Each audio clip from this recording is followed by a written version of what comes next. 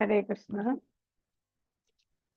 ഓം ഹരേ നമോ കൃഷ്ണ മാതാജി. ഭഗവതേ വാസുദേവായ. ഹരേ കൃഷ്ണ. ഓം നമോ ഭഗവതേ വാസുദേവായ. ഓം നമോ ഭഗവതേ വാസുദേവായ. നാരായണം നമസ്കൃത്യം നരം ചൈവ നരോത്തമം ദേവീം സരസ്വതിം വ്യാസം തതോ ജയമുദീരയേ. നഷ്ടപ്രായേഷ ഭദ്രേഷു നിത്യം ഭാഗവത സേവയാ ഭഗവതുത്തമ ശ്ലോകേ ഭക്തിർഭവതി നൈഷ്ഠികേ. മൂകം കരോതി വാചാലം പങ്കും ലംഘയതേ ഗിരിം യത്കൃപാതമഹം വന്ദേ ശ്രീഗുരും ദീനതാരിണം ശ്രീചൈതന്യമീശ്വരം പരമാനന്ദമാധവം. ഓം അജ്ഞാനതിമിരാന്ധസ്യ ജ്ഞാനാഞ്ജനശലാകയാ ചക്ഷുരുന്മീലിതം യേന തസ്മൈ ശ്രീഗുരവേ നമഃ. ശ്രീചൈതന്യമനോഭീഷ്ടം സ്ഥാപിതം യേന ഭൂതലേ സ്വയം രൂപകഥാ മഹ്യം ദദാതി സ്വപദാന്തികം. വന്ദേഹം ശ്രീഗുരു ശ്രീയുതപദകമലം ശ്രീഗുരും വൈഷ്ണവാംശ ശ്രീരൂപം സാഗ്രജാതം സഗണ രഘുനാഥാനിതം തം സജീവം സാദ്വൈതം സാവധൂതം പരിജനസഹിതം കൃഷ്ണചൈതന്യദേവം ശ്രീരാധാകൃഷ്ണപാദാൻ സഹഗണ ലളിതാ ശ്രീവിശാഖാന്വിതാംശ്ച. ഹേ കൃഷ്ണ കരുണാ സിന്ധോ ദീനബന്ധോ ജഗത്പദേ ഗോപേശ ഗോപികാകാന്ത രാധാകാന്ത നമസ്തുതേ. സപ്തകാഞ്ചന ഗൗരാംഗീ രാധേ വൃന്ദാവനീശ്വരി വൃഷഭാനുസുതേ ദേവി പ്രണമാമി ഹരിപ്രിയേ. വാഞ്ചകൽപതരൂപസ്യ കൃപാ സിന്ധുഭ്യേവ ച പതിതാനാം പാവനേഭ്യോ വൈഷ്ണവേഭ്യോ നമോ നമഃ. നമോ വിഷ്ണുപാദായ കൃഷ്ണപ്രേഷ്ഠായ ഭൂതലേ ശ്രീമതേ ജയപതാക സ്വാമിനിധി നാമിനെ. നമാചാര്യപാദായ നിധായ കൃപപ്രദായിനെ ഗൗരകഥാമതായ നഗരഗ്രാമതാരിണെ. നമോ വിഷ്ണുപാദായ കൃഷ്ണപ്രേഷ്ഠായ ഭൂതലേ ശ്രീമതേ ഭക്തിവേദാന്ത സ്വാമിനിധി നാമിനെ.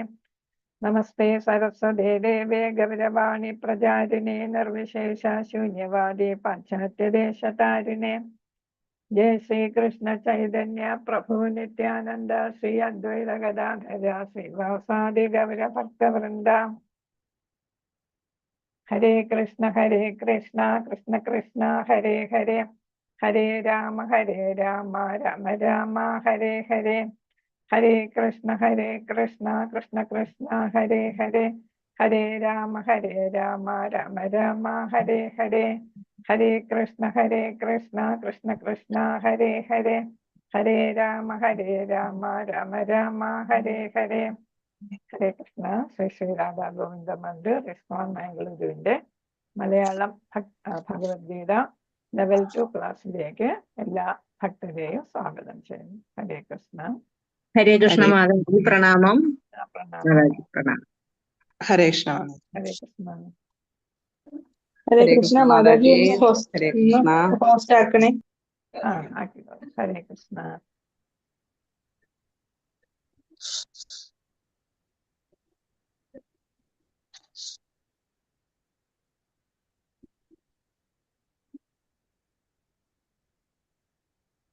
ഹരേ കൃഷ്ണ.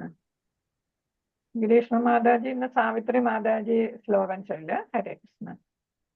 ഞാൻ പറഞ്ഞിരുന്നു മാതാജി. ഹരേ കൃഷ്ണ. ഹരേ കൃഷ്ണ. ഹരേ കൃഷ്ണ.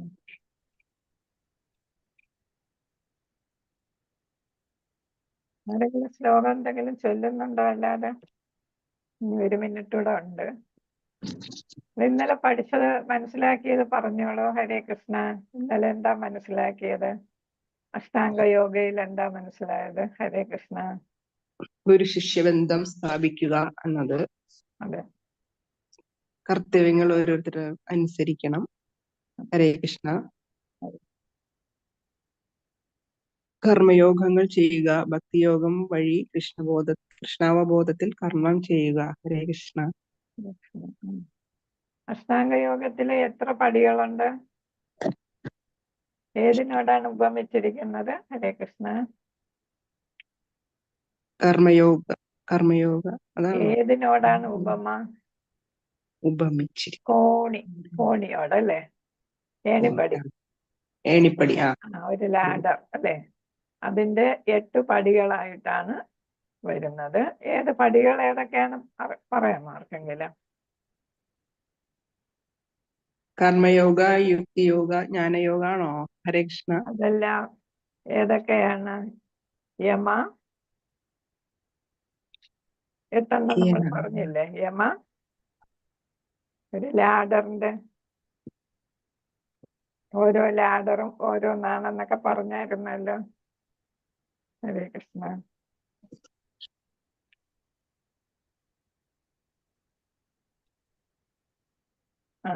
ഹരേ കൃഷ്ണ.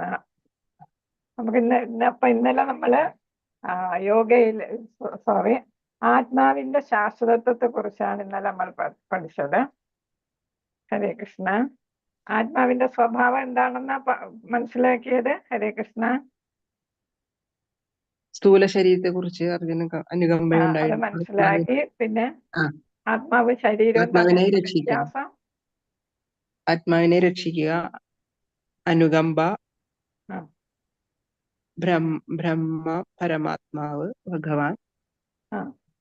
3 തലത്തില് നമുക്ക് ആത്മസാക്ഷാത്കാരം നേടാം. ബ്രഹ്മൻ തലത്തില്, പരമാത്മ തലത്തില്, ഭഗവാൻ തലത്തില്. അതില് പിന്നെ പ്രധാനമായിട്ടും ഇവിടെ ആത്മാവും ശരീരവും തമ്മിലുള്ള വ്യത്യാസം പറയുന്നുണ്ടായിരുന്നു. എന്താണ് ആത്മാവ്? എന്താണ് ശരീരവും ആത്മാവും തമ്മിലുള്ള ബന്ധം? ആത്മാവ് എന്ത് ചെയ്യുന്നില്ല? നശിക്കപ്പെടുന്നില്ല, കൊല്ലപ്പെടുന്നില്ല, അല്ലെ? അത് ശാശ്വതമാണ്. ആരാലും കൊല്ലാനോ അതാരെയും കൊല്ലുകയോ ചെയ്യുന്നില്ല, അല്ലെ?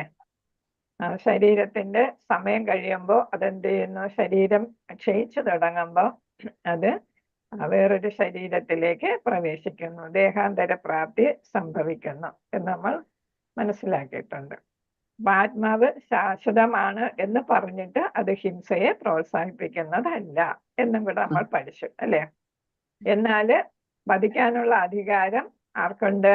ഇപ്പൊ ഒരു രാജ്യത്തിലെ ഭരണാധികാരി രാജാവാണെങ്കിൽ രാജാവിനുണ്ട്, അല്ലെങ്കിൽ ഇപ്പൊ നമ്മുടെ ജനാധിപത്യ ഭരണ രീതിയിലാണെങ്കിൽ ജഡ്ജിമാർക്ക് അതിനുള്ള അധികാരം ഉണ്ട്. അപ്പോൾ അവർ എന്താണ് വാദം കേട്ടതിന് ശേഷം, പ്രതിയുടെയും വാദിയുടെയും വാദങ്ങൾ കേട്ടതിന് ശേഷം ഒരു കുറ്റവാളി എന്ന് ആരോപിച്ചയാൾ കുറ്റം കൃത്യം ശരിയായിട്ട് ചെയ്തിട്ടുണ്ട് എന്ന് ബോധ്യപ്പെട്ടാൽ അദ്ദേഹത്തിന് വധശിക്ഷ നൽകാനുള്ള അധികാരം ഒരു ജഡ്ജിക്ക് ഉണ്ട്.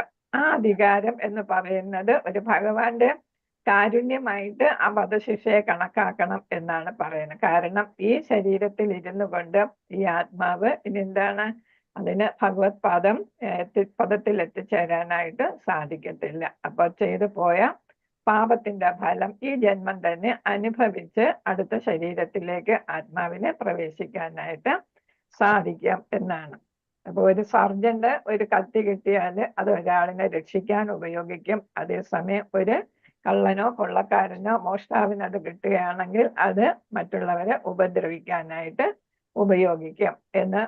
ഒരേ ഉപകരണം തന്നെ 2 തരത്തിൽ ഉപയോഗിക്കുന്നു എന്നുള്ളതാണ്. അപ്പൊ ഇവിടെ ഹിംസ എന്നത് തന്നെ 2 തരത്തിൽ ആകും. ഒരു ക്ഷത്രിയന് ഹിംസ ചെയ്യാനുള്ള അധികാരമുണ്ട്, അതേസമയം ഒരു സാധാരണക്കാരൻ ഹിംസ ചെയ്താൽ അത് അനാവശ്യമായിട്ട് ഹിംസ ചെയ്താൽ ക്ഷത്രിയനും ആവശ്യമുള്ളപ്പോഴേ ഹിംസ ചെയ്യൂ. ശത്രുവിനെ വധിച്ച് രാജ്യത്തെ രക്ഷിക്കാൻ വേണ്ടിയിട്ട് ഹിംസ ചെയ്യുള്ളൂ.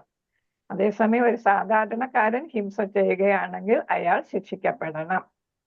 ക്ഷത്രിയൻ ഹിംസ ചെയ്തില്ലെങ്കിൽ, ആവശ്യം വരുമ്പോൾ ചെയ്തില്ലെങ്കിൽ അയാൾക്ക് പാപഫലം കിട്ടാം. ഹരേ കൃഷ്ണ. അപ്പൊ ഇവിടെ നമ്മൾ 22ാമത്തെ ശ്ലോകത്തിലേക്ക് പോവുകയാണ്. ഹരേ കൃഷ്ണ.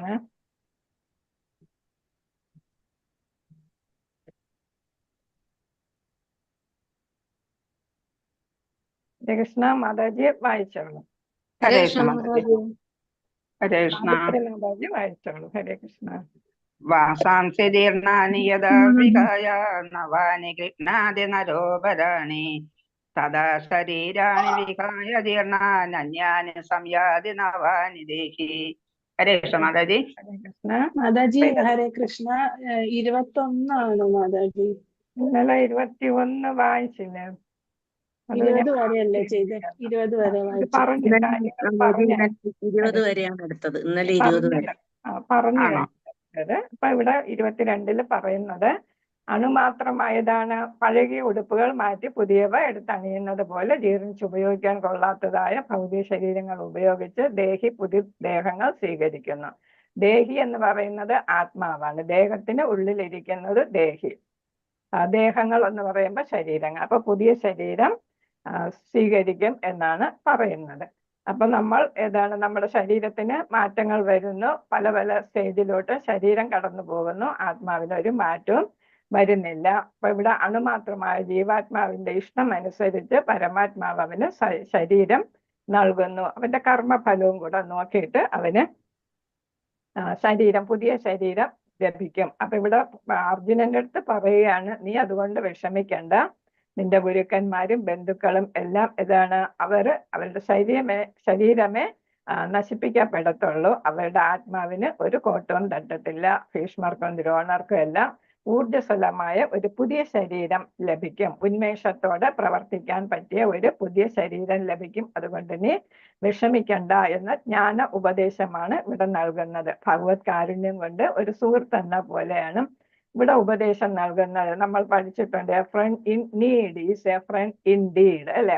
ആവശ്യത്തിന് ഉപകരിക്കുന്നവനാണ് ശരിയായിട്ടുള്ള ഒരു സുഹൃത്ത്. ഇപ്പൊ ഇവിടെ അർജുനൻ വിഷമത്തിലാണ്. എന്ത് ചെയ്യണമെന്ന് അറിയാൻ പറ്റാത്ത ശരീരബോധത്തിലിരിക്കുകയാണ്. ബദ്ധാത്മാവായിട്ട് ഇരിക്കുന്നത് കൊണ്ട് അർജുനന് ഏത് തെറ്റെന്ന് അറിയാൻ പറ്റുന്നില്ല. അപ്പൊ ഒരു ഉന്നതനായ സുഹൃത്ത് എന്ന നിലയ്ക്ക് ഇപ്പൊ ഗുരുവും ആയിട്ട് മാറി ഗുരു എന്ന നിലയ്ക്ക് ഉപദേശിച്ചു കൊടുക്കുകയാണ്.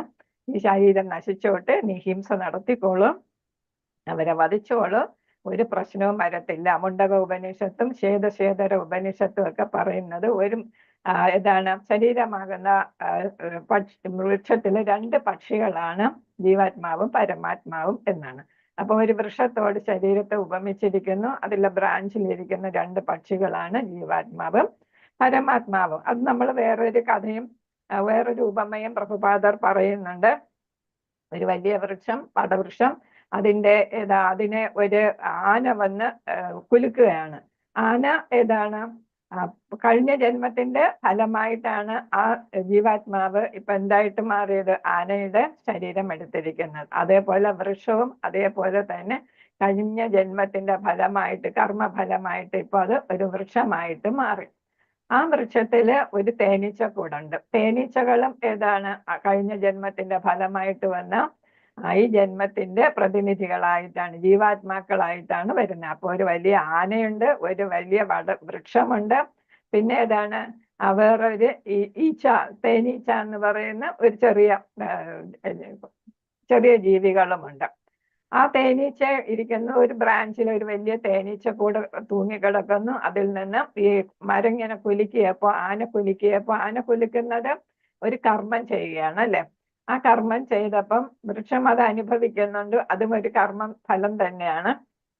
അപ്പൊ തേനീച്ച കൂടെ ഒന്ന് ചാഞ്ചാടുമ്പോ അതിൽ നിന്ന് തേന് ഇട്ടിട്ട് താഴെ വീഴുന്നു. താഴെയുള്ള ഒരു ബ്രാഞ്ചിൽ ഒരു മനുഷ്യൻ തൂങ്ങിക്കിടന്ന് ആ തേന് നുകരുന്നു. അപ്പൊ മനുഷ്യനും ഈ കാലത്ത് പ്രതിനിധീകരിക്കുന്നു. കഴിഞ്ഞ ജന്മത്തിന്റെ ബാക്കിയായിട്ട് അയാൾക്കൊരു മനുഷ്യ ജന്മം കിട്ടി, മറ്റവർക്കൊക്കെ വേറെ ഓരോ തരം ജീവിതം കിട്ടി. ആ മനുഷ്യൻ ഈ തേന് നുകർന്നുകൊണ്ടിരിക്കുക, കൊമ്പിൽ തൂങ്ങിക്കിടന്നാണ് ഇത് അനുഭവിച്ചുകൊണ്ടിരിക്കുന്നത്, ഇന്ദ്രിയ സുഖം അനുഭവിച്ചുകൊണ്ടിരിക്കുകയാണ്.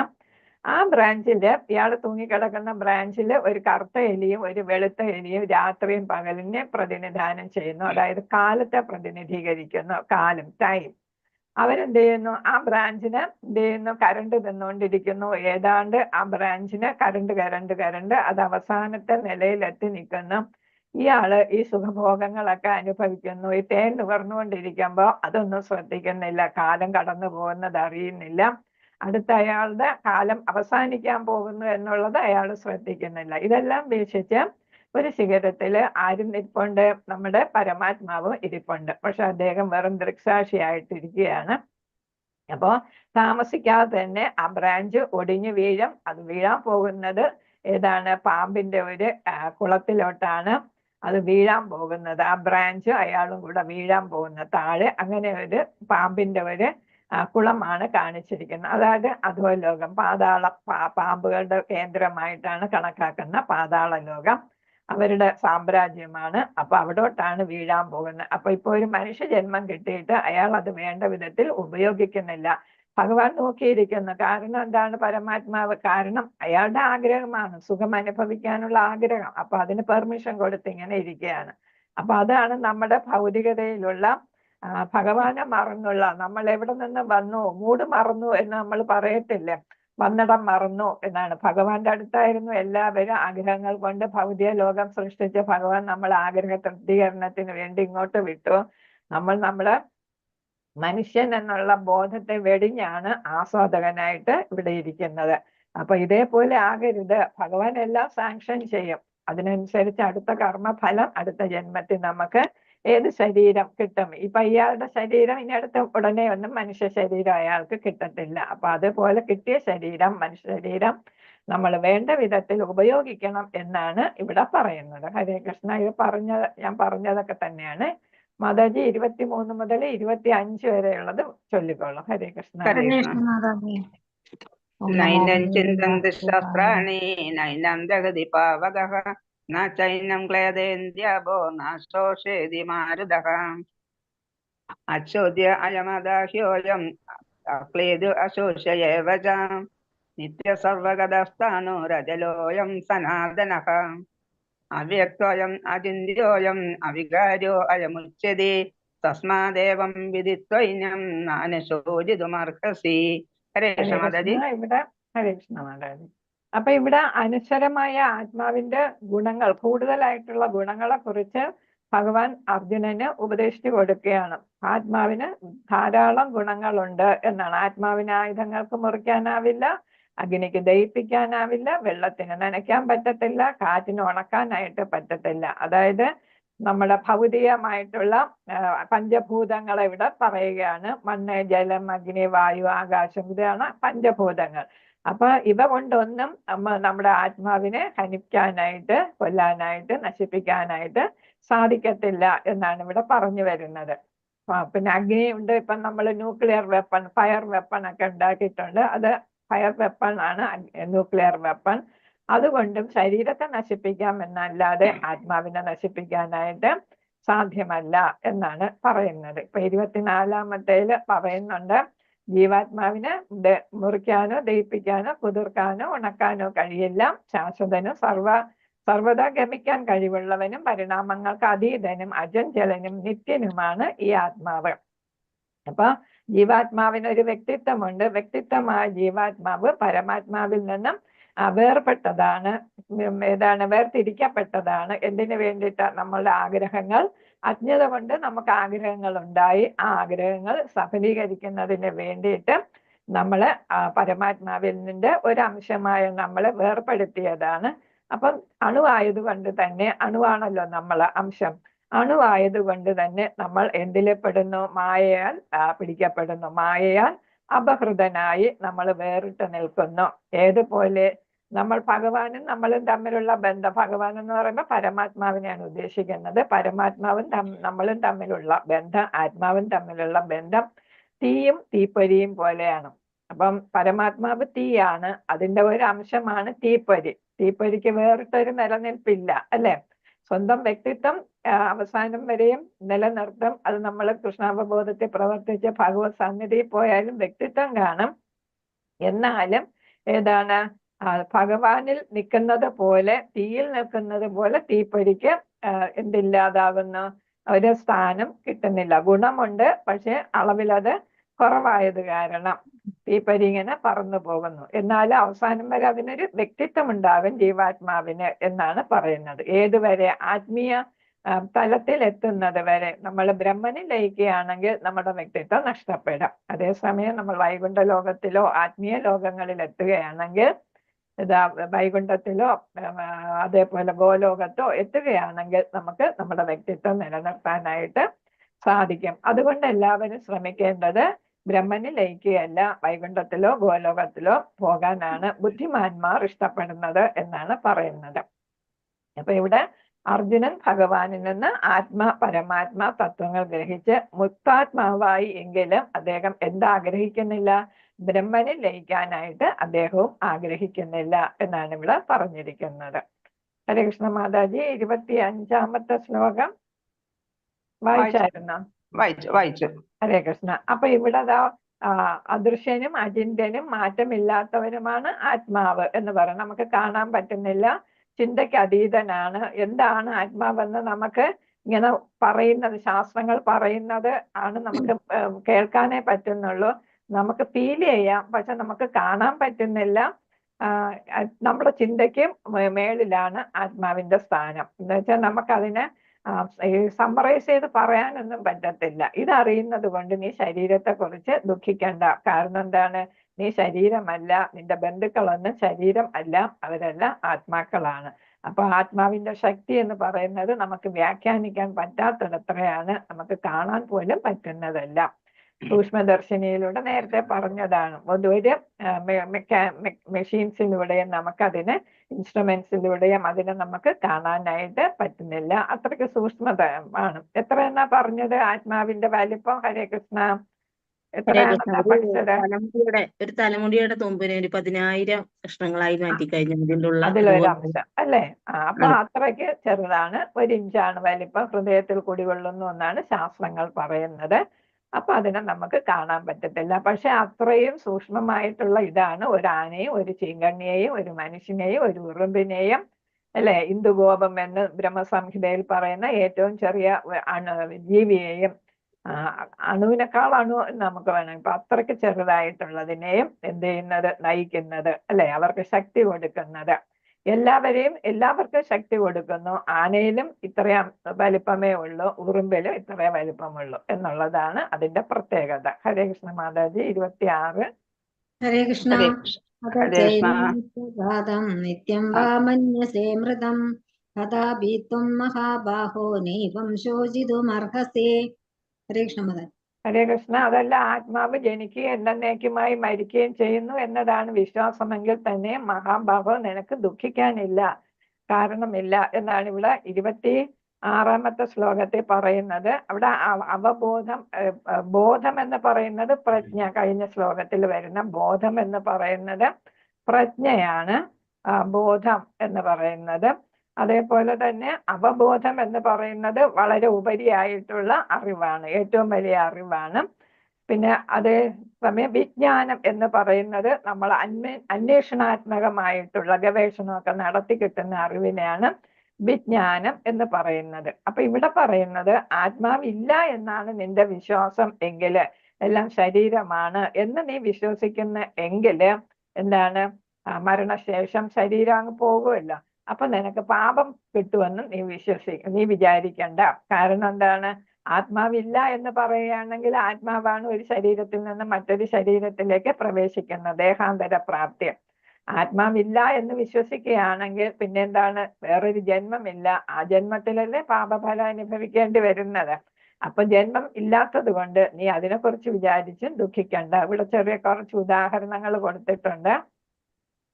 ഹരേ കൃഷ്ണ. അതായത് ആധുനിക തത്വചിന്തകർ എന്ന് പറയുന്നത് നരവംശ ശാസ്ത്രജ്ഞരാണ്. അപ്പൊ അവരാണ് മനുഷ്യവർഗത്തിന്റെ ഉൽപ്പത്തിയെക്കുറിച്ചും വികസനത്തെക്കുറിച്ചും ഒക്കെ പഠിക്കുന്നവര്. ഇൻക്വിസിറ്റീവ് നോളജ് അല്ലെ, അന്വേഷണാത്മകമായ അറിവ് നേടുന്ന അവർ പറയുന്നത് കെമിക്കൽ ഫിസിക്കൽ എലിമെന്റ്സ് അതിന്റെ ഏതാണ് മെച്യൂർ അവസ്ഥയിലെത്തുമ്പോൾ ജീവൻ ഉണ്ടാകും എന്നാണ് അവർ പറയുന്നത്. പക്ഷെ എന്താണ്, മരിച്ചു കഴിയുമ്പോൾ ജീവൻ അങ്ങ് നഷ്ടപ്പെടും, പിന്നെ ഒന്നും അവശേഷിക്കുന്നില്ല. അതേപോലെ തന്നെ ബുദ്ധമതക്കാരും അവര് പറയുന്നത് നിരീശ്വരവാദികൾ എന്നാണ്. അവർ ഈശ്വരനിൽ വിശ്വസിക്കുന്നില്ല. നാസ്തികർ, ഈശ്വരൻ വിശ്വസിക്കാത്തവരെയാണ് അത്തീസ്റ്റ് എന്ന് ഇംഗ്ലീഷിൽ പറയും. അവരും പറയുന്നത് ആത്മാവ് ഇല്ല. ആത്മാവിനെ കുറിച്ച് ബുദ്ധർ പറയുന്നുണ്ട്, എന്നാല് ഭഗവാനെ കുറിച്ച് പറയുന്നില്ല. ഈശ്വരൻ ഉണ്ടെന്ന് അവര് പറയുന്നില്ല. അതിൽ പറയുന്നത് ഏതാണ്, അഷ്ടാംഗ മിഡിൽ പാത്ത് അല്ലെ, 8 ആചരണങ്ങൾ ചെയ്യുകയാണെങ്കിൽ എന്ത് ചെയ്യാം, നമുക്ക് ഈശ്വരൻ നമ്മൾ ആവശ്യപ്പെടാതെ തന്നെ നമ്മളെ സഹായിക്കും എന്നാണ്. If there is God he will bless you എന്നാണ് പറയുന്നത്. If you follow the middle path എന്ന് വെച്ചാൽ 2 എക്സ്ട്രീമിന്റെ ഇടയ്ക്കുള്ള പിന്നെ ഏതാണ്, പീഡനവുമല്ല, അതേപോലെ തന്നെ കൂടുതൽ ആർഭാടമായിട്ടുള്ള ജീവിതം നയിക്കുന്നതും അല്ല. അതാണ് രണ്ടിന്റെയും മധ്യഭാഗത്തുള്ള മധ്യമ പദം എന്ന് പറയുന്നത്. അപ്പൊ അഷ്ടാംഗ മാർഗം എന്നാണ് അതിന്റെ ഇംഗ്ലീഷ്. മലയാളം അഷ്ടാംഗ മാർഗം. 8 ഫോൾഡ് പാത്ത് എന്നാണ് ഇംഗ്ലീഷ് പറയുന്നത്. 8 ഫോൾഡ് പാത്ത്. അപ്പൊ അത് ഫോളോ ചെയ്യുന്നവർക്ക് അവര് പറയുന്നത് ഈശ്വരൻ ഉണ്ടെന്ന് പറയുന്നില്ല, ഈശ്വരൻ ഇല്ലെന്നും പറയുന്നില്ല. പക്ഷെ അവരെ നിരീശ്വരവാദികളായിട്ട് കണക്കാക്കുന്നു. അപ്പൊ ബുദ്ധൻ പറഞ്ഞത് ഈശ്വരൻ ഉണ്ടെങ്കിൽ ആ ഈശ്വരൻ എന്ത് ചെയ്യും? നിങ്ങൾ ആവശ്യപ്പെടാതെ തന്നെ നിങ്ങളെ സഹായിക്കും. നിങ്ങൾ റൈറ്റ് കോണ്ടാക്ട്, റൈറ്റ് സ്പീച്ച് തുടങ്ങിയ 8 രീതികൾ ഫോളോ ചെയ്താൽ മതി. അപ്പം ഏതാണ്? അഹിംസയാണ് അദ്ദേഹം പ്രധാനമായിട്ട് പ്രാധാന്യം കൊടുത്തിരുന്നത്. അപ്പൊ കന്നുകാലികളെയെല്ലാം ഈ യജ്ഞങ്ങളുടെ പേര് പറഞ്ഞ് കൊന്നൊടുക്കുന്നത് തടയാനായിട്ടായിരുന്നു അദ്ദേഹം ദൈവമില്ലെന്നും വേദങ്ങളില്ലെന്നും വേദങ്ങളിൽ പറയുന്നതൊന്നും നിങ്ങൾ വിശ്വസിക്കേണ്ട എന്നൊക്കെ പറഞ്ഞത്. അദ്ദേഹവും ഭഗവാന്റെ ഒരു അവതരണമായിട്ടാണ് കണക്കാക്കപ്പെടുന്നത്. അപ്പോ ഹിംസ വർദ്ധിച്ചപ്പോൾ ഭഗവാൻ തന്നെ ബുദ്ധൻ ആയിട്ട് അവതാരം എടുത്തു എന്നാണ് വിശ്വാസം. അപ്പോ എന്തായാലും ബുദ്ധമതം 6-ാം നൂറ്റാണ്ടില് ഇന്ത്യയിൽ ഉത്ഭവിച്ച ഒരു മതമായിരുന്നു.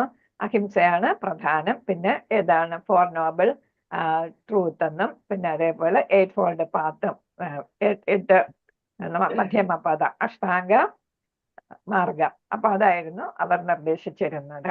അപ്പൊ അവരും പറയുന്നത് ഏതാണ്? ഈശ്വരനില്ല എന്നാണ്. അതേപോലെ ലോകായതികൾ അല്ലെങ്കിൽ വൈഭാഷികർ അവർ പറയുന്ന ആത്മാവ് ശരീരം ഒന്ന് തന്നെയാണ്. അപ്പൊ ശരീരം നശിക്കുമ്പോൾ ആത്മാവും അതോടുകൂടി നശിക്കുന്നു എന്നാണ് പറയുന്നത്.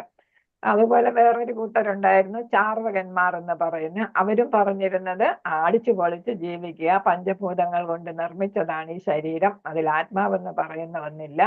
അതുകൊണ്ട് നിങ്ങൾ ജീവിക്കുന്നിടത്തോളം കാലം അടിച്ചു പൊളിച്ച് ജീവിക്കുക. മരിക്കുമ്പോൾ നിങ്ങളുടെ ശരീരം 5 പഞ്ചഭൂതങ്ങളുമായിട്ട് ലയിക്കും. ആകാശം, ഭൂമി, വായു, അഗ്നി, ജലം ഇവയോടൊപ്പം ചേരും. അതുകൊണ്ട് നിങ്ങൾ ജീവിക്കുന്നിടത്തോളം കാലം അടിച്ചു പൊളിച്ച് ജീവിക്കുക എന്നാണ്. അപ്പൊ അതൊക്കെ പറയുന്നത് നിരീശ്വരവാദമാണ്. അങ്ങനെ നീ വിശ്വസിക്കുകയാണെങ്കിൽ, ആത്മാവില്ല എന്ന് വിശ്വസിക്കുകയാണെങ്കിൽ നീ ഒട്ടും ഭയപ്പെടേണ്ട, പാപഫലം കിട്ടത്തില്ലല്ലോ, നീ ധൈര്യമായിട്ട് നിന്റെ ശത്രുക്കളെ വധിച്ചോളൂ എന്നാണ് ഇവിടെ പറയുന്നത്. ഹരേ കൃഷ്ണ മാതാജി. അപ്പൊ ഇത് അർജുനനെ എങ്ങനെ ബാധിക്കുന്നു എന്നുള്ളതാണ് ഇവിടെ പറയുന്നത്. പുനർജനനം ഇല്ലെങ്കിൽ പിന്നെ പാപഫല ഭയം വേണ്ട. അപ്പൊ അർജുനൻ പറഞ്ഞത് ഇവരെ വധിക്കുകയാണെങ്കിൽ എനിക്ക് പാപം കിട്ടുമെന്നാണ്. അപ്പൊ നീ പേടിക്കണ്ട, നിനക്ക് പാപഫലം കിട്ടൂല്ലല്ലോ എന്നാണ് ഇവിടെ ഭഗവാൻ പറയുന്നത്. ഹരേ കൃഷ്ണ മാതാജി. ഹരേ കൃഷ്ണ മാതാജി. ജാതസ്യ ഹി ധ്രുവോ മൃത്യു ധ്രുവം ജന്മ മൃതസ്യ ച തസ്മാദ് പരിഹാര്യാർത്ഥേ നാത്വം ചോദിതുമർഹസി. ഹരേ കൃഷ്ണ. ഇവിടെ ഭഗവാൻ ഒരു ഏതാണ് വാസ്തവം പറയുകയാണ്. ജനിച്ചവന് മരണം നിശ്ചിതം, മരിച്ചവന് ജനനവും. കാരണം എന്താണ്? നമ്മള് അതീന്ദ്രിയ തലത്തിലെത്തുകയും ശുദ്ധ സത്വഗുണത്തിലെത്തുകയും ചെയ്ത് ഭഗവാനെ പ്രാപിക്കാൻ നമ്മൾ ശ്രമിക്കുന്നില്ല എങ്കിൽ നമുക്ക് പുനർജന്മം ഉറപ്പാണ്. അപ്പൊ നമ്മൾ അതിനെ ഒഴിവാക്കണം എന്നുള്ളതാണ് ഉദ്ദേശിക്കുന്നത്. ഇവിടെ എന്താണ്? അവരെല്ലാം ഇവിടെ ശരീരത്തോടു കൂടി നിൽക്കുന്നു. അവരെന്തായാലും മരിക്കപ്പെടേണ്ടവരാണ്. അതുകൊണ്ട് നീ അവരെ വധിച്ചോളൂ, പിന്നെ നീ ഭയപ്പെടേണ്ട എന്നാണ് പറയുന്നത്. നീ അവരെ വധിക്കും എന്നുള്ളത് കൊണ്ട്, അവർ മരിക്കും എന്നുള്ളത് കൊണ്ട് നീ വ്യസനിക്കേണ്ട. കാരണം എന്താണ്? അവർക്ക് എന്തായാലും മരിക്കേണ്ടതാണ്. അവർ ജനിച്ചു, അതുകൊണ്ട് അവർക്ക് മരണം സുനിശ്ചിതമാണ്. ഇതെന്ത് പ്രോത്സാഹിപ്പിക്കുന്നില്ല? അനാവശ്യമായ യുദ്ധത്തെയോ വധത്തെയോ പ്രോത്സാഹിപ്പിക്കുന്നില്ല. എന്നാലും നീതിപാലനത്തിന് വേണ്ടി യുദ്ധവും ഹിംസയും ഒഴിച്ചുകൂടാൻ പറ്റാത്തതാണ് എന്ന് പറയുന്നു. ഇവിടെ ഒഴിവാക്കാൻ പറ്റാത്തതാണ് മരണവും പുനർജനനവും. കർമ്മം അനുസരിച്ച് പുനർജനനം കിട്ടും. കാലാവധി കഴിയുമ്പോൾ അടുത്ത ജന്മത്തിന് വേണ്ടി മരിക്കുകയും വേണം. അപ്പൊ ഓരോരുത്തർക്കും ഒരു നിശ്ചിത ജീവിത കാലയളവ് തന്നിട്ടുണ്ട്. ആ സമയമാകുമ്പം എന്ത് ചെയ്യണം? നമ്മൾ മരിക്കാനായിട്ട് തയ്യാറാകണം. പിന്നെ ഇവരാണെങ്കിലോ ഇവരെല്ലാം മരിക്കാൻ തയ്യാറായിട്ട് മുന്നിൽ വന്ന് നിൽക്കുകയാണ് യുദ്ധം ചെയ്യാനായിട്ട്. വധിക്കപ്പെടുമെന്നവർക്ക് ഉറപ്പുണ്ട്. കാരണം ഇപ്പുറത്ത് അർജുനനും ഭഗവാനുമാണുള്ളത്. അതുകൊണ്ട് മരിക്കപ്പെടുമെന്ന് ഉറപ്പായിട്ടാണ് അവർ വന്നിരിക്കുന്നത്. അതുകൊണ്ട് ഇനി ഒട്ടും മടിക്കണ്ട, അവരെ വധിച്ചോളൂ. കുരുക്ഷേത്ര യുദ്ധം ക്ഷത്രിയൻ എന്ന നിലയ്ക്കും ഈശ്വരന്റെ ഇച്ഛ എന്ന നിലയ്ക്കും ഒഴിച്ചുകൂടാൻ വയ്യാത്തതാണ്. ക്ഷത്രിയ ധർമ്മത്തിൽ പാപ പ്രതികരണം ഇല്ല.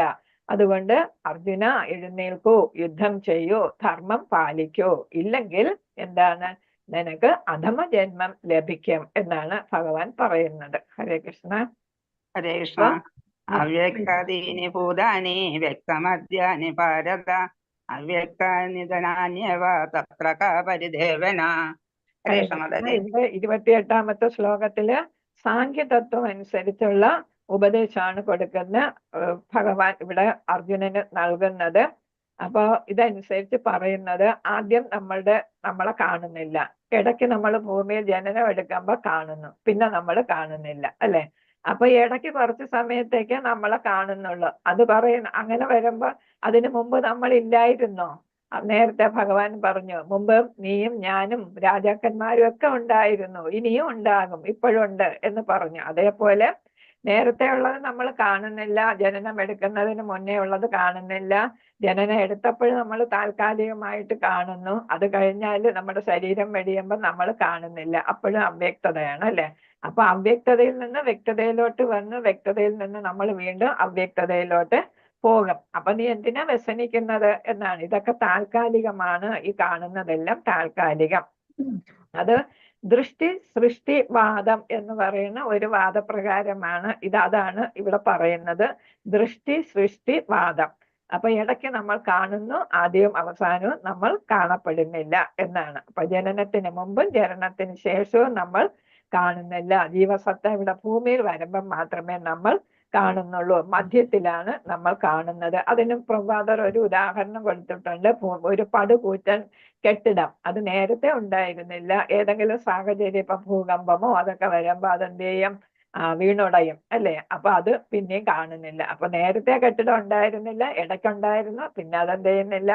അല്ലെങ്കിൽ തന്നെ കുറച്ച് കഴിയുമ്പോൾ ഓരോ കെട്ടിടത്തിന് ഇത്ര കാലമൊന്നുണ്ട്, അത് കഴിയുമ്പോ അത് നശിച്ചു പോകും. അതുപോലെയാണ് നമ്മുടെ ഭൂമിയിലെ ജീവിതം എന്നാണ്. അതുകൊണ്ട് നീ വിഷമിക്കണ്ട, എന്തായാലും നമ്മൾ പോകാനുള്ളവരാണ് എന്നാണ് അവിടെ ഭഗവാൻ ഉപദേശിച്ചു കൊടുക്കുന്നത്. ഹരേ കൃഷ്ണ. ഹരേ കൃഷ്ണ മാതാജി. ആശ്ചര്യവദ്വദതി തദൈവ ചാന്യ ആശ്ചര്യവശ്ചൈനമന്യ ശൃണോതി ശ്രുത്വാപേനം വേദന ചൈവ കശ്ചിത്. ഹരേ കൃഷ്ണ. ഹരേ കൃഷ്ണ. 29ാമത്തെ ശ്ലോകത്തില് പറയുന്നു, ആത്മാവിന്റെ സ്വഭാവം തന്നെയാണ് ഇവിടെ പറയുന്നത്. നമ്മൾ ആത്മാവിനെ പലരും പല തരത്തിൽ കാണും എന്നാണ് പറയുന്നത്. ആത്മാവിന് ഇപ്പൊ ഇവിടെ അതിശയിപ്പിക്കുന്നതാണ് ആത്മാവ്. അപ്പൊ ഓരോരുത്തരും അതിനെ ഓരോ തരത്തിൽ കാണുന്ന കാര്യമാണ് ഇവിടെ പറയുന്നത്. അപ്പൊ അതിന് ജ്ഞാനപാനയില് പിന്നെ നമ്പൂതിരി പറയുന്നുണ്ട്, പൂന്താനം ഇന്നലെയോളം എന്തെന്നറിഞ്ഞില്ല, ഇനി നാളെയും എന്തെന്നറിഞ്ഞില്ല, ഇനി കണ്ട തടിക്കൂ വിനാശവും ഇന്ന നേരം ഇതും അറിഞ്ഞില്ല എന്നാണ് അല്ലെ. അപ്പൊ ഈ തടി എന്തുകൊണ്ടാണ് നിൽക്കുന്നത്? ആത്മാവ് കൊണ്ടാണ് ഈ തടി നിൽക്കുന്നത്. ശരീരമാകുന്ന തടി നിൽക്കുന്നത് ആത്മാവ് കൊണ്ടാണ്. അപ്പൊ ആത്മാവ് പോകുമ്പോ നമ്മൾ സത്തുപോയി എന്ന് പറയുന്നുണ്ട്. അപ്പൊ ഇതെന്താണ്? ഓരോരുത്തര് പറയും ഇത് 10,000-ൽ-1 നമ്മൾ ഉപനിഷത്തിൽ പറയുന്നത്.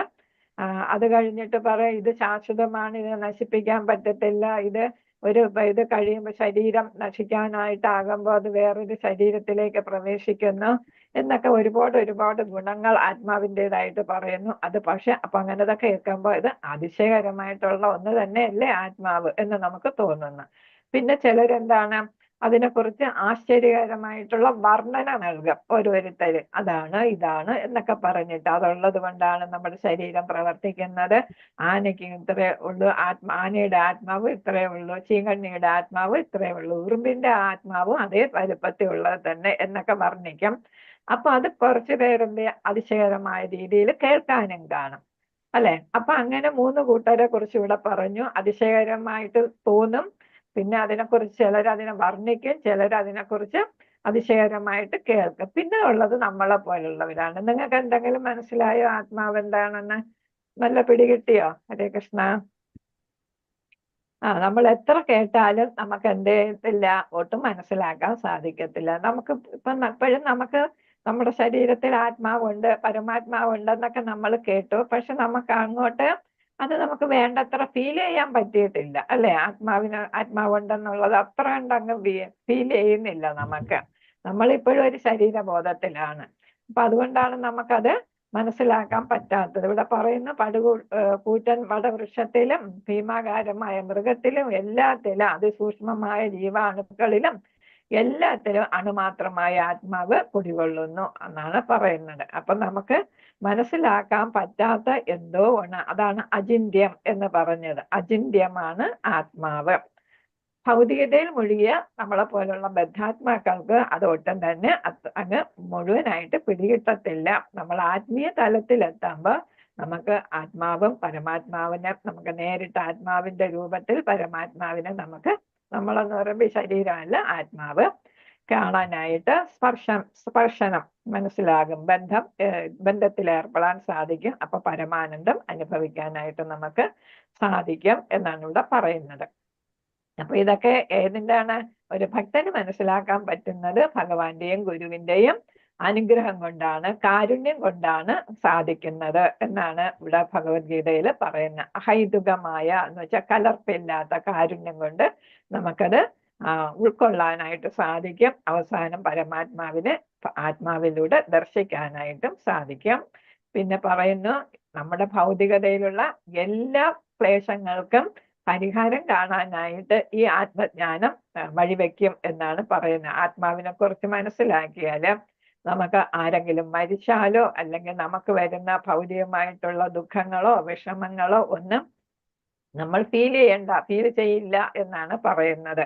അപ്പൊ ഇതെല്ലാം കഴിഞ്ഞ ജന്മത്തിന്റെ അടുത്ത പാപഫലമായിട്ട് ആണ് ഇത് എന്നുള്ള ചിന്ത നമുക്ക് വരും. അപ്പൊ നമ്മൾ എന്ത് ചെയ്യണം? ഈ ജന്മത്തിൽ തന്നെ ഇതൊക്കെ അനുഭവിച്ച് തീർക്കണം, അത് ആലോചിച്ച് നമ്മൾ ദുഃഖിക്കണ്ട എന്നാണ്.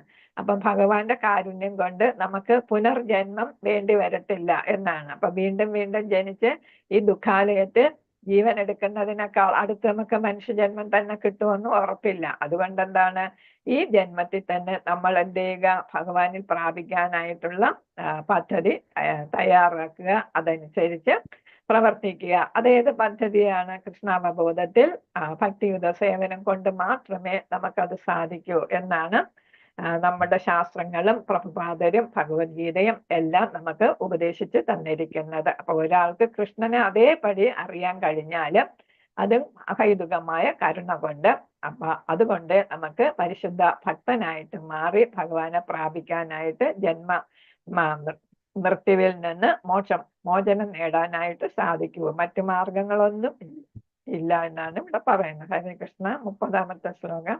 ഹരേ കൃഷ്ണ മാതാജി. ദേഹി നിത്യമവദ്യോയം ദേഹേ സർവസ്യ ഭാരത തസ്മാ സർവാണി ഭൂതാനി നാത്വം ചോദിതുമർഹസി. ഹരേ കൃഷ്ണ മാതാജി. ഹേ ഭരത, ദേഹി ദേഹത്തിൽ വസിക്കുന്ന ആത്മാവ് സത്ത അനശ്വരനാണ്, അതിനെ കൊല്ലുവാൻ ആർക്കും സാധ്യമല്ല. അതുകൊണ്ട് ഏതൊരു ജീവനെ കുറിച്ച് നീ വ്യസനിക്കേണ്ട. അപ്പൊ ഭീഷ്മരോ അല്ലെങ്കിൽ ദ്രോണരോ ഇവരൊക്കെ വധിക്കപ്പെടും എന്ന് വിചാരിച്ച് നീ ദുഃഖിക്കേണ്ട. കാരണം എന്താണ്? അവരുടെ ശരീരം മാത്രമേ നശിക്കുകയുള്ളൂ. ആത്മാവ് നാശരഹിതമാണ്, ശരീരം എന്നാൽ നശിക്കുന്നതാണ്.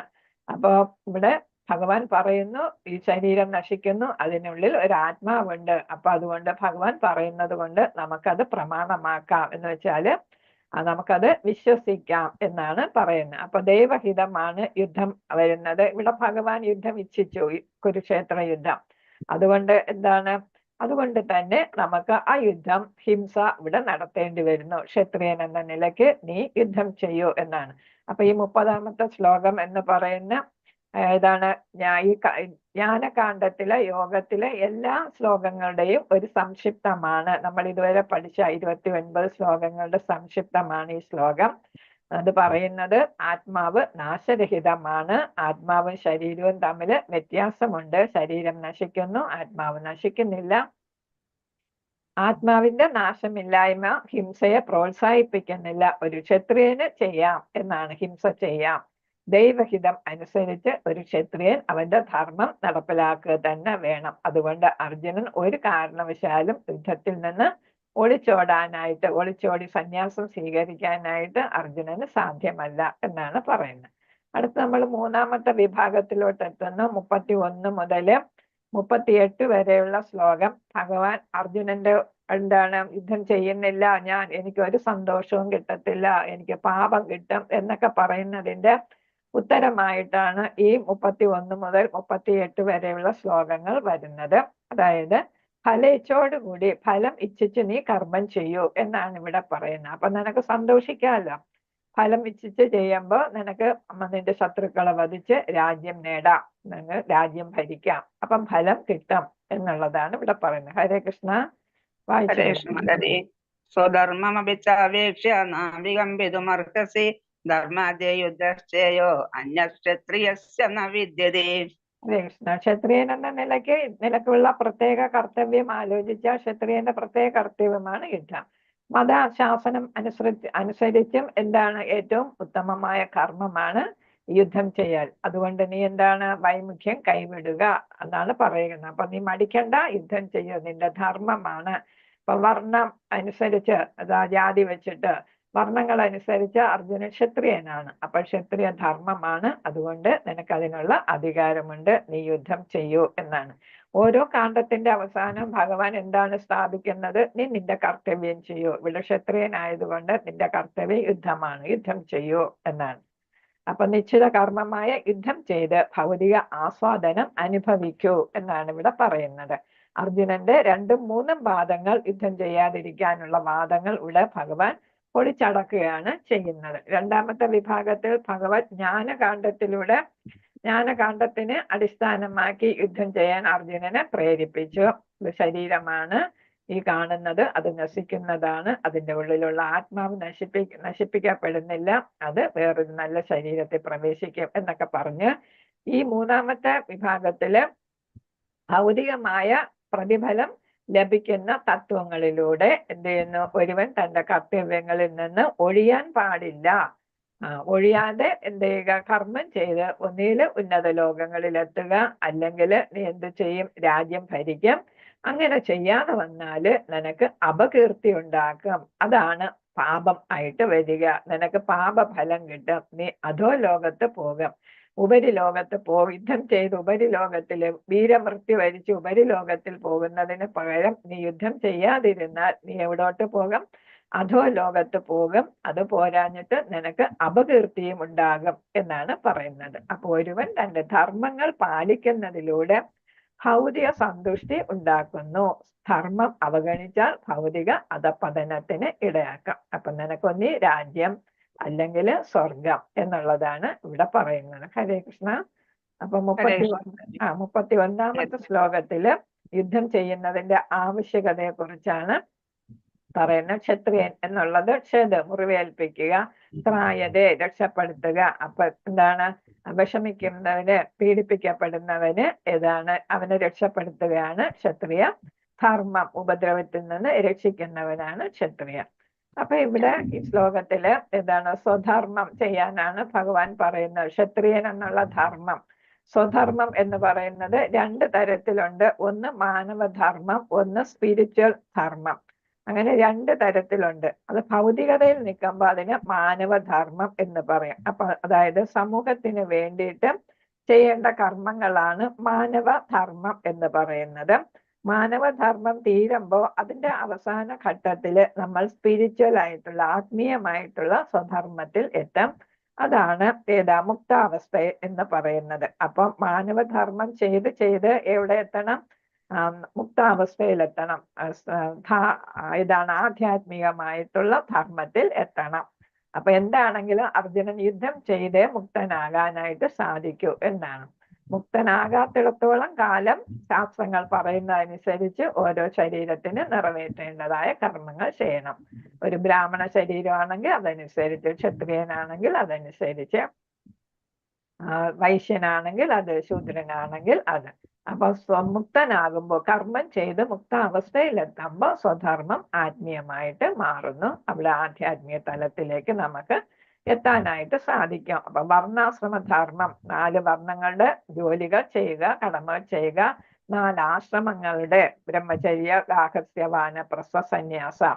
അവസാനമേ സന്യാസം വരുന്നുള്ളൂ. അവിടെയാണ് ആത്മീയ സ്ഥിതിയിൽ തലത്തിൽ എത്തുന്നത്.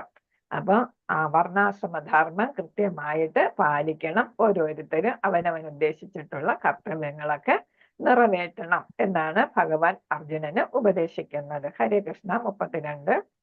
ഹരേ കൃഷ്ണ. യദൃശ്ചയാ ചോപപന്നം സ്വർഗദ്വാരമപാവൃതം സുഖിനാ ക്ഷത്രിയ പാർത്ഥ ലഭന്തേ യുദ്ധമീദൃശം. ഇവിടെ ഭഗവാൻ പ്രോത്സാഹിപ്പിക്കുകയാണ്, യുദ്ധം ചെയ്യാനായിട്ട് പ്രോത്സാഹിപ്പിക്കുകയാണ്. ഇവിടെ എന്താണ് അർജുനൻ അവസാനത്തെ കാരണം പറഞ്ഞത്, എനിക്ക് തീരുമാനം എടുക്കാൻ പറ്റുന്നില്ലേ എന്റെ കൃഷ്ണ എന്ന് പറഞ്ഞ് വിലപിക്കുകയായിരുന്നു അല്ലെ. അപ്പൊ നീ തീരുമാനം എടുത്തോളൂ. കാരണം എന്താ, വർണ്ണാശ്രമ ധർമ്മം അനുസരിച്ച് നിന്റെ പ്രവൃത്തി എന്തായിരിക്കണം, കർമ്മം എന്തായിരിക്കണം, ശത്രുവിനെ വധിക്കുകയാണ് നിന്റെ കർമ്മ. അത് കാരണം നിനക്ക് ആ ഒരു അവസരം കിട്ടി തന്നിരിക്കുകയാണ്. ഭാഗ്യത്തില് ഒരു എതിർച്ചയ വിചാരിച്ചിരിക്കാതെ ഒരു അവസരം കിട്ടിയിരിക്കുകയാണ് ക്ഷത്രിയ ധർമ്മം ചെയ്യാനായിട്ട്. അപ്പൊ നീ എന്ത് ചെയ്യുക, ക്ഷത്രിയ ധർമ്മം ചെയ്യുക. ക്ഷത്രിയന്മാർ ഇങ്ങനെ ഒരു അവസരം കിട്ടുമ്പോ സന്തുഷ്ടരാണ്. കാരണം എന്താണ്, ഒന്നിയിൽ വീരമൃത്യു വരിക്കാം, അങ്ങനെ അവർക്ക് സ്വർഗത്തിൽ പോകാം, ഉപരിലോകങ്ങളിൽ പോകാം, അല്ലെങ്കിൽ എന്ത് ചെയ്യാം, അവർക്ക് രാജ്യം ഭരിക്കാം. അതാണ് ക്ഷത്രിയ ധർമ്മം. അപ്പൊ ക്ഷത്രിയന്റെ ധർമ്മം പ്രജകളെ ക്ലേശങ്ങളിൽ നിന്നും മാനവധർമ്മവും കൂടെ ചെയ്യാനായിട്ട് ഒരു അവസരം കിട്ടുന്നു ഈ യുദ്ധം. അതും ചെയ്യാം. ആ മാനവധർമ്മം ചെയ്ത് നിനക്ക് എന്താ ആധ്യാത്മിക തലത്തിലെത്തി ആധ്യാത്മിക സ്വധർമ്മം ചെയ്യാനായിട്ട് സാധിക്കും. എങ്ങനെ ആയാലും നീ എന്ത് ചെയ്യണം, യുദ്ധം ചെയ്യണം. നിന്റെ ഈ അലസത, നിന്റെ ഈ പേടി, വേണ്ടാത്ത ഏതാണ് എക്സ്ക്യൂസസ് ആണ് ഇവിടെ പറയുന്നത്, കാരണങ്ങളാണ് നിരത്തുന്നത് യുദ്ധം ചെയ്യാതിരിക്കാൻ. അപ്പൊ അതിൽ നിന്നൊന്നും നിനക്ക് ഈ യുദ്ധത്തിൽ നിന്ന് ആ കാരണങ്ങളാലൊന്നും നിനക്ക് വിട്ടു നിൽക്കാൻ പറ്റത്തില്ല. അതുകൊണ്ട് നീ ഉറച്ച തീരുമാനമെടുക്കൂ, നീ എന്ത് ചെയ്യുക, യുദ്ധം ചെയ്യുക എന്നാണ് പറയുന്നത്. ഹരേ കൃഷ്ണ. 33. ഹരേ കൃഷ്ണ. അത് ചേതമിമം ധർമ്മ്യം സംഗ്രാമം ന കരിഷ്യസി തഥാ സ്വധർമ്മം കീർത്തിഞ്ച ഹിത്വാ പാപമവാപ്സ്യസി. അപ്പൊ ഇവിടെ പറയുന്ന ഹരേ കൃഷ്ണ മാതാജി, ധാർമ്മികമായ ഈ സമരം നീ ചെയ്യുന്നില്ലെങ്കിൽ നിന്റെ സ്വന്തം കടമ നിറവേറ്റാതിരുന്നത് കൊണ്ട് നീ തീർച്ചയായും പാപം കയ്യേൽക്കും. അപ്പൊ നിനക്ക് യുദ്ധം ചെയ്താലല്ല പാപം, യുദ്ധം ചെയ്യാതിരുന്നാലാണ് പാപം. അതുപോലെ തന്നെ നിനക്ക് അകീർത്തി ഉണ്ടാകും. നീ നല്ലൊരു യോദ്ധാവാണല്ലേ, പലതരത്തിലും അദ്ദേഹം യോദ്ധാവാണെന്ന് തെളിയിച്ചിട്ടുണ്ട്. അപ്പൊ ഇവിടെ യശസ് നേടിയിട്ടുണ്ട്. ശിവനെ തോൽപ്പിച്ച് പാശുപതാശ്രം നേടിയ ആളാണ്. ദ്രോണാചാര്യരിൽ നിന്ന് പല പ്രാവശ്യവും അഭിനന്ദനങ്ങൾ കിട്ടിയിട്ടുണ്ട് പഠിക്കുന്ന കാലഘട്ടത്തിലും അല്ലെ. അവരുടെ വിദ്യാഭ്യാസ കാലഘട്ടത്തിലും ഒരു കിളിയുടെ കണ്ണില് അല്ലെ, മറ്റുള്ളവരൊക്കെ മരം കണ്ടു, ചിലര് ബ്രാഞ്ചസ് കണ്ടു, ചിലര് ഇല കണ്ടു, ചിലരൊരു പച്ച കിളി ഇരിക്കുന്ന കണ്ടു. പക്ഷെ അർജുനൻ മാത്രമേ പറഞ്ഞോളൂ അതിന്റെ കണ്ണാണ് ഞാൻ കാണുന്നത് എന്ന്. അപ്പൊ എന്നിട്ട് ആ കണ്ണിൽ അമ്പ ചെയ്തു. അങ്ങനെ എല്ലാവരുടെയും പ്രശസ്തി, പ്രത്യേകിച്ച് ഗുരുനാഥന്റെ പ്രശസ്തി കിട്ടിയതാണ്. അതേപോലെ തന്നെ പാഞ്ചാലി സ്വയംവരത്തിൽ കറങ്ങുന്ന അല്ലെ, വെള്ളത്തിൽ നോക്കിയാണ് മേളിൽ കറങ്ങുന്ന പക്ഷിയുടെ കണ്ണില് അമ്പ ചെയ്ത് അവിടെ പാഞ്ചാലിയെയും സ്വന്തമാക്കിയത്. അങ്ങനെ പല പല അവസരങ്ങളിലും അർജുനൻ പ്രശംസ നേടിയിട്ടുള്ള ആളാണ്. അതേപോലെ കാണ്ടകവനം ദഹിപ്പിച്ച് ഇന്ദ്രനിൽ നിന്ന്, സ്വന്തം പിതാവിൽ നിന്ന് തന്നെ പ്രശംസ നേടുകയും അതേപോലെ തന്നെ സമ്മാനങ്ങൾ വാങ്ങുകയും ചെയ്തായിരുന്നു അല്ലെ. രഥം അതേപോലെ ഗാന്ധീവം ഒക്കെ അവിടെ നിന്നാണ് കിട്ടിയത്. കാണ്ഡവവന ദഹനവുമായിട്ട് അഗ്നിദേവനും ഇന്ദ്രനും ഒക്കെ സംഭാവനകൾ പലതും നൽകി.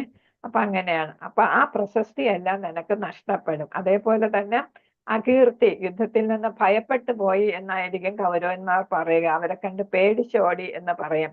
അപ്പൊ ഒരു ക്ഷത്രിയൻ യുദ്ധത്തിൽ നിന്ന് പിന്തിരിഞ്ഞോടുന്നതാണ് ഏറ്റവും വലിയ അപമാനം എന്ന് പറയുന്നു. കുമാരനാശം പറയുന്നത് പോലെ മൃതിയേക്കാൾ ഭയാനകം എന്ന് പറയുന്നില്ല. അപ്പൊ അത് ഇവിടെ അപകീർത്തി ഏറ്റവും വലിയ ഭയാനകമായിട്ടുള്ള കാരണമാണ്, മരണത്തെക്കാള്. അപ്പൊ എല്ലാവരും നിന്നെ കളിയാക്കും, പ്രത്യേകിച്ച് കൗരവന്മാരെല്ലാം ഒളിച്ചോടി എന്ന് പറയും. അപ്പൊ അത് നാണക്കേടായിട്ട് വരും ഒരു വീര യോദ്ധാവിന്. അതുകൊണ്ട് നീ ഉറച്ച തീരുമാനം എടുക്കൂ. ഇൻഡിസിഷൻ മാറുന്നു. അവിടെ നീ എന്ത് ചെയ്യണം, ഉറച്ച തീരുമാനം എടുത്ത് കൗരവ ശത്രുക്കളുമായിട്ട് യുദ്ധം ചെയ്യൂ, യുദ്ധം വിജയിക്കൂ എന്നാണ് ഇവിടെ പറയുന്നത്. അപ്പൊ അദ്ദേഹത്തിന്റെ ഏതാണ് എൻജോയ്മെന്റ് ഇല്ല, സന്തോഷമില്ലായ്മ, അതും അതേപോലെ തന്നെ പാപം കിട്ടും, തീരുമാനം എടുക്കാൻ പറ്റുന്നില്ല എന്നൊക്കെ പറഞ്ഞ കാരണങ്ങളെല്ലാം ഇവിടെ എന്ത് ചെയ്തു, ഖണ്ഡിക്കപ്പെടുകയായിരുന്നു ചെയ്തത്. അപ്പൊ പല രീതിയിലൂടെ കർമ്മകാണ്ഡവും നിഷ്കാമകർമ്മ യോഗവും അതുപോലെ ജ്ഞാനയോഗവും എല്ലാം വഴി അദ്ദേഹം എന്ത് ചെയ്തു, കൃഷ്ണൻ അർജുനനെ പ്രോത്സാഹിപ്പിച്ച് യുദ്ധത്തിന് തയ്യാറാക്കുകയാണ് ചെയ്തത്. അപ്പൊ ഓരോ യോഗകള് നമ്മൾ അഷ്ടാംഗ യോഗയിലും ഇതൊക്കെ പഠിക്കും. ഓരോ കാരണങ്ങൾ പറഞ്ഞ് അദ്ദേഹത്തിന് ജ്ഞാനയോഗയിലൂടെയും അതേപോലെ നിഷ്കാമകർമ്മ യോഗയിലൂടെയും കർമ്മകാണ്ഡത്തിലൂടെയും ഒക്കെ അദ്ദേഹത്തെ യുദ്ധത്തിന് തയ്യാറെടുപ്പിക്കുകയാണ് ചെയ്യുന്നത്. അപ്പൊ പാപ പ്രതികരണം ഉണ്ടാകത്തില്ല. കാരണം എന്താണ്? ക്ഷത്രിയനാണ് നീ, അതുകൊണ്ട് നിനക്ക് പാപ പ്രതികരണം ഉണ്ടാകത്തില്ല. നീ ധൈര്യമായിട്ട് വധിച്ചോളൂ ഇവരെ എല്ലാം. ഹരേ കൃഷ്ണ മാതാജി ഈ 34 മുതൽ 38 വരെയുള്ള ശ്ലോകം വായിച്ചോളൂ. ഹരേ കൃഷ്ണ. കൃഷ്ണ മാതാജി ഞാൻ വായിക്കട്ടെ. ധർമ്മം സംഗ്രാമം ന കരിഷ്യസേ സധർമ്മം കീർത്തിം ച ഹിത്വാ പാപമവാപ്സ്യസി അകീർത്തിം ചാപി ഭൂതാനി കഥയിഷ്യന്തി തേ അഭിയാം മരണാതിരിച്ചതേ. ഏതാ വായിക്കുന്ന? 38 വരെ. ഹരേ കൃഷ്ണ മാതാജി. 38 വരെ വായിക്കും. ഹരേ ഭയാത് ദൃണാതുപതരം ഉപരതം സംസ്യന്തേ ത്വം മഹാരഥാഃ യേഷാം ച ത്വം ബഹുമതോ ഭൂത്വാ യാസ്യസി ലാഘവം. മാതാജി നമ്പർ പറഞ്ഞു വായിക്കും കേട്ടോ. നമ്പറും കൂടെ പറഞ്ഞു വായിക്കും. 36. അവാം ച പാതാം ച ബഹൂൻ വദിഷ്യന്തി തവാഹിതാഃ നിന്ദന്തസ്തവ സാമർത്ഥ്യം തതോ ദുഃഖതരം नु കിം. 37. ഹതോ വാ പ്രാപ്സ്യസി സ്വർഗം ചിത്വാ വാ ഭോക്ഷ്യസേ മഹിം തസ്മാദുത്തിഷ്ഠ കൗന്ദേയ യുദ്ധായ കൃതനിശ്ചയഃ. 38. സമദുഃഖേ സുഖേ കൃത്വാ ലാഭാലാഭോ ജയാ ജയോ തതോ യുദ്ധായ യുജ്യസ്യ നൈവം പാപമവാപ്സ്യസി.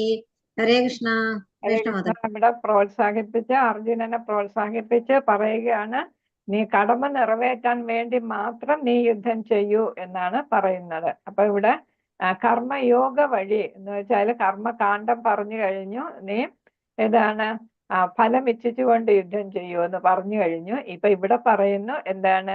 നീ ഫലം നോക്കണ്ട, ഫലം നല്ലതോ ചീത്തയോ എന്തോ ആകട്ടെ, സന്താപമോ സന്തുഷ്ടിയോ നഷ്ടമോ ലാഭമോ ജയമോ തോൽവിയോ എന്തോ ആകട്ടെ, നീ അതൊന്നും ശ്രദ്ധിക്കണ്ട, നീ യുദ്ധം ചെയ്യൂ എന്ന് പറയുന്നു. അപ്പൊ നീ യുദ്ധത്തിന് വേണ്ടിയിട്ട് യുദ്ധം ചെയ്യൂ എന്നാണ് പറയുന്നത്. യുദ്ധത്തിന് വേണ്ടി യുദ്ധം എന്ന് വെച്ചാൽ നീ കടമ നിറവേറ്റാൻ വേണ്ടി മാത്രം യുദ്ധം ചെയ്യൂ എന്നാണ് ഇവിടെ അർജുനനെ പ്രോത്സാഹിപ്പിക്കുന്നത്. അപ്പൊ കൃഷ്ണാവബോധത്തോടെ ആയിരിക്കണം ഏത് പ്രവൃത്തിയും ചെയ്യാനെന്ന് പ്രഭുപാദർ പറയുന്നു. കാരണം എന്താണ്? അങ്ങനെ ചെയ്യുമ്പോഴാണ് നമുക്ക് പാപഫലം ഇല്ലാതെ പോകുന്നത്. അപ്പൊ കൃഷ്ണന് വേണ്ടിയിട്ട് കൃഷ്ണന്റെ ഇച്ഛപ്രകാരം ഇവിടെ ഭഗവാൻ കൃഷ്ണൻ അർജുനനെ പ്രോത്സാഹിപ്പിക്കുകയാണ്. അപ്പൊ ഭഗവാന് യുദ്ധം ചെയ്യണം എന്നുള്ള ഇച്ഛയാണ്. അപ്പൊ ഇവിടെ കൃഷ്ണന്റെ ഇച്ഛയാണ് യുദ്ധം ചെയ്യുക എന്നതുകൊണ്ട് അതിന് എന്ത് കാണത്തില്ല? പാപ പ്രതികരണങ്ങൾ കാണത്തില്ല.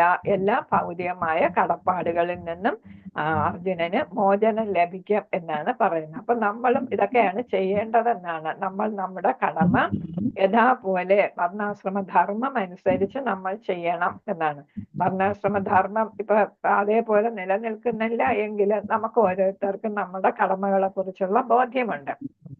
അപ്പൊ ഓരോ ആശ്രമത്തിൽ നിൽക്കുന്നവരും ആ ധർമ്മം ചെയ്യുക. ഇപ്പം ജാതി നോക്കാനില്ല, എല്ലാവരും ശൂദ്രരാണ് എന്നാണ് ഭാഗവതത്തിലൊക്കെ നമ്മൾ മനസ്സിലാക്കിയിരിക്കുന്നത്. എല്ലാവർക്കും ശൂദ്ര ഗുണമാണ് ഇപ്പൊ കിട്ടിയിരിക്കുന്ന കലികാലത്തില്. അപ്പൊ അതുകൊണ്ട് നമ്മൾ നമ്മുടെ ഓരോ ആശ്രമത്തിൽ നിൽക്കുമ്പോ ഇപ്പൊ ഗൃഹസ്ഥാശ്രമത്തിൽ നിൽക്കുന്നവര് ആ കർത്തവ്യങ്ങൾ നിറവേറ്റുക, ഓരോ വിഭാഗത്തിലും നിൽക്കുന്നവർ അതനുസരിച്ച് ചെയ്യണം എന്നുള്ളതാണ്. അപ്പൊ അവിടെ പാപഫലം ഉണ്ടാകത്തില്ല. അല്ലെങ്കിൽ നമ്മുടെ കടമ നിറവേറ്റിയില്ല എങ്കിൽ നമുക്ക് പാപഫലം കിട്ടും എന്നുള്ളത്. ഹരേ കൃഷ്ണ. അടുത്ത 4-ാം വിഭാഗത്തിലോട്ട് നമ്മൾ കടന്നു. 39 മുതൽ 53 വരെയുള്ള ശ്ലോകങ്ങള് ബുദ്ധിയോഗത്തെ കുറിച്ച് വിവരിക്കുകയാണ്. അതിലും അവസാനം ഭഗവാൻ പറയുന്നു, അർജുന യുദ്ധം ചെയ്യൂ എന്നാണ് ഇവിടെ പറയുന്നത്. അപ്പൊ കർമ്മം ചെയ്യണം, അതെല്ലാം ഭഗവാനിൽ അർപ്പിച്ച് ബുദ്ധിയോടെ ശരിയായ തീരുമാനം, റൈറ്റ് ഡിസിഷൻ അല്ലെ. അപ്പൊ എനിക്ക് തീരുമാനം എടുക്കാൻ പറ്റുന്നില്ല എന്നൊരു വിലാപം ഉണ്ടായിരുന്നു. അപ്പൊ അതുകൊണ്ട് ഇവിടെ നീ നിന്റെ ബുദ്ധി ഉപയോഗിച്ച് മനസ്സിനെ നിയന്ത്രിച്ച് ഇതെല്ലാം ശരീരങ്ങളാണെന്ന് മനസ്സിലാക്കുക. സുഹൃത്തുക്കളും പിതാമഹന്മാരും എല്ലാം ശരീരം, ആ കാണുന്നത് ശരീരമാണ്, അവർക്കൊരാത്മാവുണ്ട്, അതിന് നാശമില്ല എന്ന് നീ നിന്റെ മനസ്സിനെ നിന്റെ ബുദ്ധി ഉപയോഗിച്ച് മനസ്സിനെ മനസ്സിലാക്കിപ്പിക്കുക ബോധ്യപ്പെടുത്തുക എന്നാണ്. ബോധ്യപ്പെടുത്തി നീ എന്ത് ചെയ്യുക, അവബോധത്തോടുകൂടി കർമ്മ പ്രതികരണങ്ങൾ ഇല്ലാതെ നീ നിന്റെ കർമ്മം നിറവേറ്റുക എന്നാണ് ഇവിടെ പറയുന്നത്. അപ്പൊ നീ കർമ്മബന്ധനത്തിൽ പെടുന്നില്ല എന്നാണ്. നമ്മൾ ഏത് ജോലി ചെയ്താലും നമ്മൾ അതനുസരിച്ച് ചെയ്യണം, ഇതെന്റെ കർത്തവ്യമാണ് എന്നുള്ള ബോധത്തോടു കൂടി ചെയ്യണം. അല്ലാതെ അയ്യോ ഇതൊക്കെ ഞാൻ ചെയ്യണ്ടേ, രാവിലെ അടുക്കളയിൽ കയറുമ്പോഴോ എനിക്ക് ഇത്രയും ജോലി എന്നൊക്കെ നമ്മൾ പിന്നാറ്റണ്ട എന്നാണ് പറയുന്നത്. ഒന്നാമത് നമ്മൾ ഭഗവാനുള്ള പ്രസാദമാണ്, നിവേദ്യമാണ് ഉണ്ടാക്കുന്നതെന്നുള്ള ബോധം വേണം. അതങ്ങനെ ഉണ്ടാക്കുമ്പോൾ നമ്മൾ അതിന് ഏതാണ്ട് ഒരു വിലാപവും വേണ്ട എന്നുള്ളതാണ്. നമ്മൾ ഇഷ്ടത്തോടുകൂടി നമ്മൾ ചെയ്യുക. ഏത് ജോലി, ഇപ്പൊ കുട്ടികൾക്ക് വേണ്ടി എന്തെങ്കിലും ചെയ്താലും മാതാപിതാക്കൾക്ക് വേണ്ടി ചെയ്യുന്നെങ്കിലും എല്ലാം നമ്മൾ ആ തരത്തിൽ വിചാരിച്ച് ഭഗവാനിൽ അർപ്പിച്ച് പ്രവർത്തിക്കുകയാണെങ്കിൽ നമുക്ക് എന്തുണ്ടാകത്തില്ല, അതിന്റെ പാപ ഫലങ്ങളൊന്നും ഉണ്ടാകത്തില്ല എന്നാണ്. ഹരേ കൃഷ്ണ. അപ്പൊ വായിച്ചോളൂ മാതാജി 39ാമത്തെ ശ്ലോകം. ഹരേഷ മാതാജി. ഏഷാത്തെ അഭിഹിത സാംഖ്യേ ബുദ്ധിർയോഗേ മാം ശൃണു ബുദ്ധ്യാ യുക്തോ യയാ പാർത്ഥ കർമ്മബന്ധം പ്രകാശ്യസി. ഹരേഷ മാതാജി. ഇവിടെ പറയുന്നു, ഇതുവരെ ഞാൻ അതാണ് അപഗ്രഥാത്മകമായ അനലിറ്റിക്കൽ പഠനത്തിലുള്ള ഒരു ഗവേഷണ പഠനത്തിലൂടെ ജ്ഞാനത്തെ പറ്റി നിനക്ക് പറഞ്ഞു തന്നു. ഇനി എന്താണ്, ഫലാസക്തി ഇല്ലാത്ത കർമ്മം ചെയ്യുന്നതിനെ പറ്റി വിവരിക്കാൻ കേൾക്കൂ പാർത്ഥ. ഇതറിഞ്ഞ് പ്രവർത്തിച്ചാൽ നിനക്ക് കർമ്മബന്ധങ്ങളിൽ പെടേണ്ടതായിട്ട് വരത്തില്ല എന്നാണ് ഇവിടെ പറഞ്ഞിരിക്കുന്നത്. അപ്പൊ എന്താണ്, ഇന്ദ്രിയ നിയന്ത്രണത്തിന്റെ ആവശ്യതയെക്കുറിച്ചൊക്കെ ബോധ്യപ്പെടുത്തി കൃഷ്ണൻ എപ്പോഴും അർജുനനോട് ആവശ്യപ്പെടുന്നത് എന്തല്ല, കർമ്മം ഉപേക്ഷിക്കാനല്ല, മറിച്ച് ഇന്ദ്രിയങ്ങളെ നിയന്ത്രിച്ച് ഭഗവത് ഇച്ഛ പൂർത്തീകരിക്കാൻ വേണ്ടി നീ നിന്റെ കർമ്മങ്ങൾ ചെയ്യുക എന്നാണ്. ആത്മാവിന്റെ ശരിയായ സ്വഭാവത്തെ വിവരിക്കുന്ന തത്വശാസ്ത്രമാണ് സാംഖ്യയോഗം. അതിലെന്തും പെടുന്നുണ്ട്, ഇന്ദ്രിയ നിയന്ത്രണത്തെയും പെടുന്നുണ്ട് എന്നാണ് ഇവിടെ പറയുന്നത്. അപ്പൊ യുദ്ധം ചെയ്യാതിരിക്കാനുള്ള അർജുനന്റെ നിശ്ചയം ഇന്ദ്രിയ സുഖത്തിന്റെ അടിസ്ഥാനത്തിലുള്ളതാണ്. അപ്പൊ അവരെയൊന്നും ബാധിക്കാതിരിക്കുമ്പോൾ ഒരു സന്തോഷം, അതാണ്.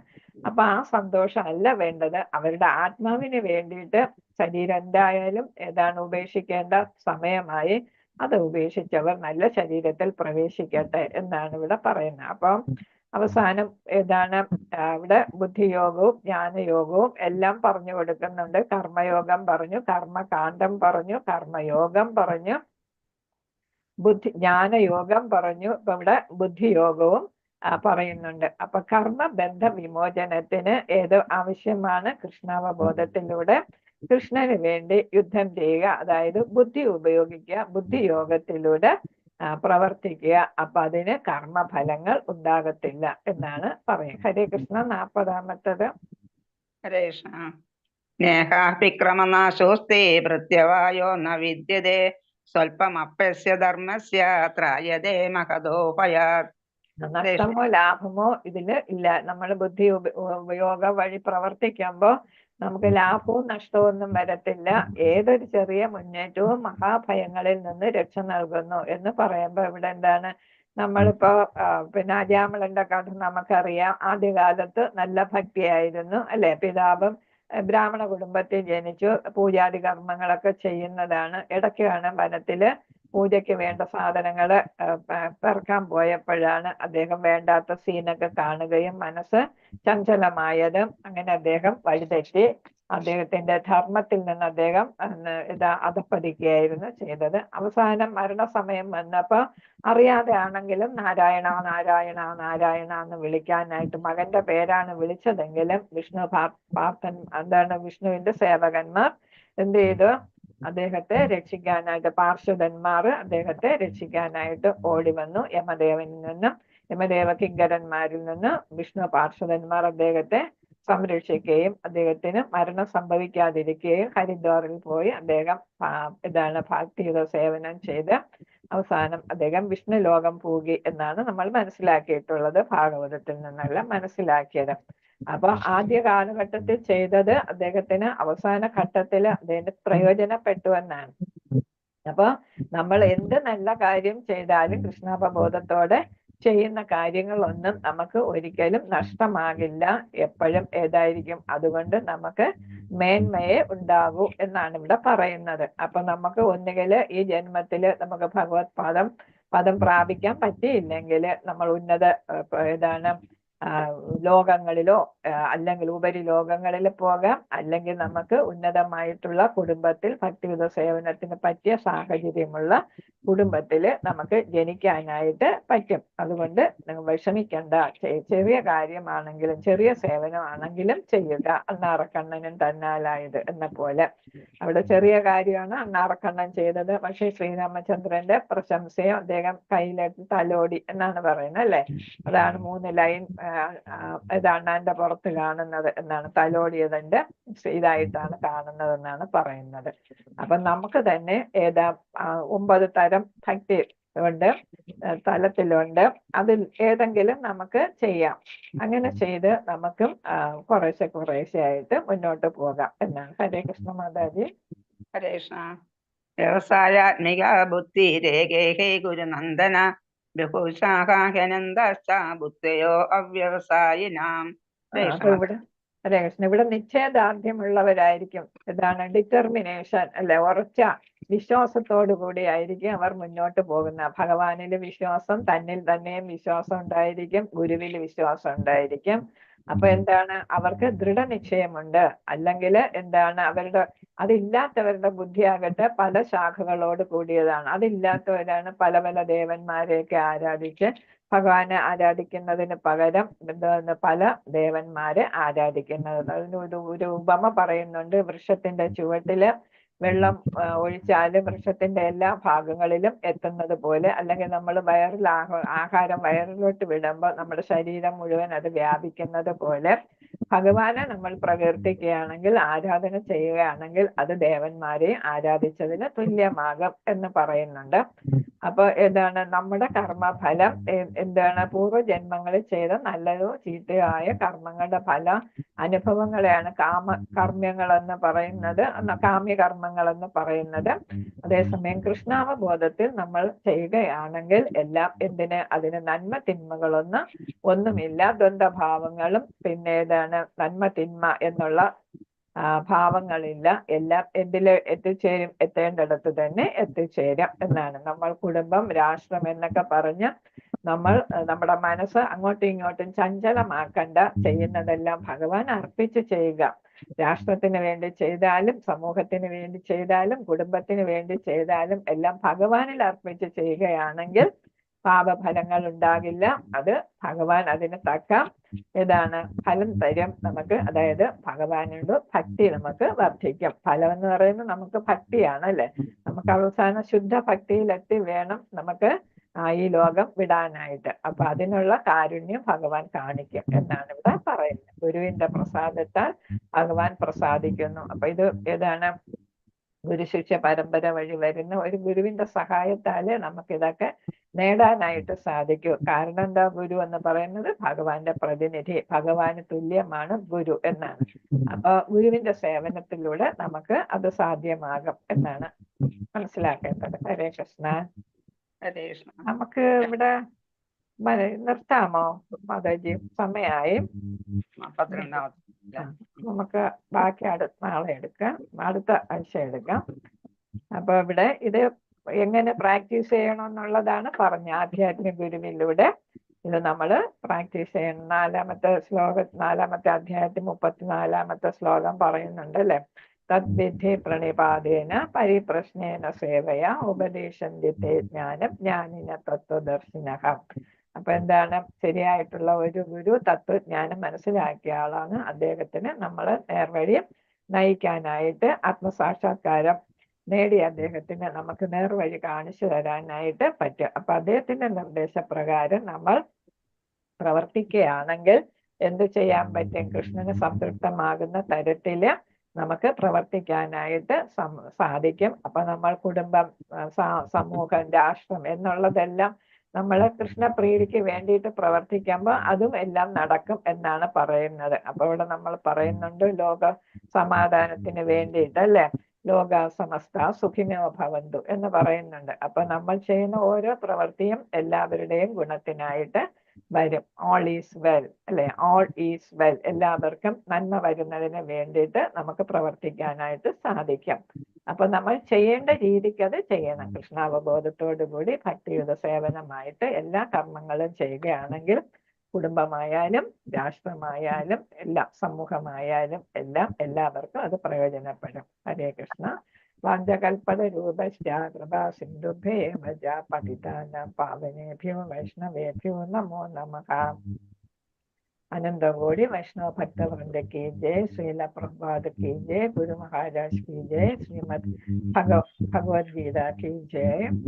हरे कृष्ण कृष्ण कृष्ण हरे हरे, हरे राम राम राम हरे हरे, हरे कृष्ण कृष्ण कृष्ण हरे हरे, हरे राम राम